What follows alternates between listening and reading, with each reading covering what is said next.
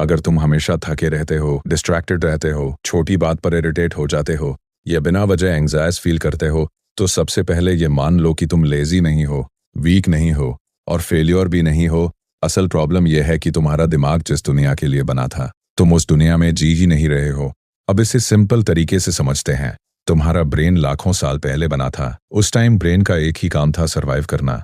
Danger दिखे तो alert होना, भूख लगे तो फूड ढूंढना ना, और ग्रुप से बाहर ना होना, क्योंकि अकेले रहना मतलब मरना। उस समय ब्रेन को दिन में बहुत कम इंफॉर्मेशन मिलती थी। शांत एनवायरनमेंट, लिमिटेड लोग, लिमिटेड चॉइसेस।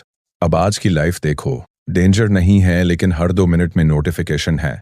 भूख से मरने का डर नहीं है लेकिन हर जगह जंक फूड है। ग्रुप छोटा नहीं है लेकिन सोशल मीडिया पर हजारों लोग हैं जो तुम्हें जज कर रहे हैं। ब्रेन फर्क नहीं समझता, उसके लिए नोटिफिकेशन भी थ्रेट है, कंपैरिजन भी थ्रेट है और वैलिडेशन भी रिवॉर्ड है। यहीं से प्रॉब्लम शुरू होती है। अब दूसरा पॉइंट समझो, स्टिमुलेशन ओवरलोड। तुम्हारा ब्रेन लिमिटेड स्टिमुलेशन के लिए बना है, लेकिन आज एक ही दिन में तुम इतना कंटेंट कंज्यूम करते हो जितना पहले के लोग पूरी जिंदगी में नहीं करते थे। Reels, shorts, news, messages, calls, noise, सब एक साथ। ब्रेन क्या करता है, वो हमेशा अलर्ट मोड में चला जाता है और अलर्ट ब्रेन फोकस नहीं कर सकता। इसलिए तुम बैठकर काम करना चाहते हो लेकिन दिमाग 5 मिनट में भागने लगता है। ये लैक ऑफ विल पावर नहीं है, ये बायोलॉजिकल ओवरलोड है। अब तीसरा point, decision fatigue.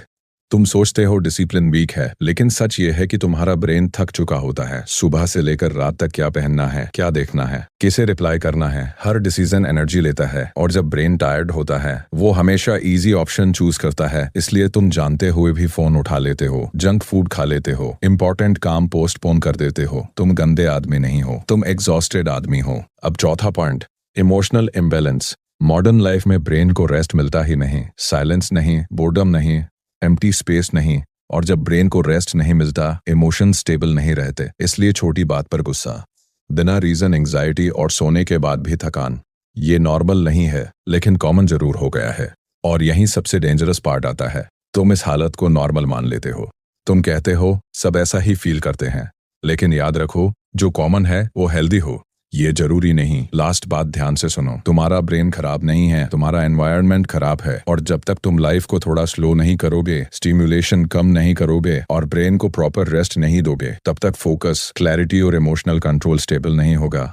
Modern life fast है लेकिन तुम्हारा ब्रेन अभी भी पुराना है, और जब तक तुम इस गैप को समझ नहीं लोगे, तुम हर प्रॉब्लम का ब्लेम खुद पर डालते रहोगे।